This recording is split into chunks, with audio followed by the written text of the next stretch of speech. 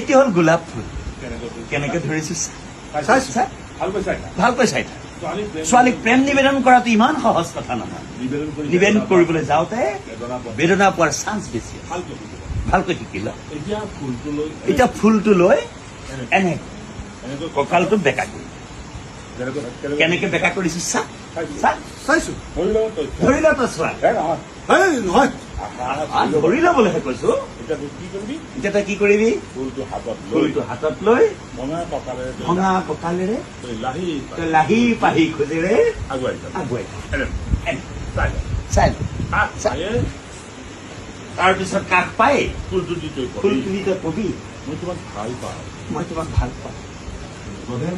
যধে মধে ভাল পাওঁ য'তে ত'তে ভাল পাওঁ যেনেকে মাৰিলে কিয় ছোৱালীয়ে চৰিয়াবওতো পাৰে তেতিয়া কি কৰিব লাগিব শিকাই দিয়ক টমটমত উঠি ফুটি দিবি এইটো কি শিকাবলগীয়া কথা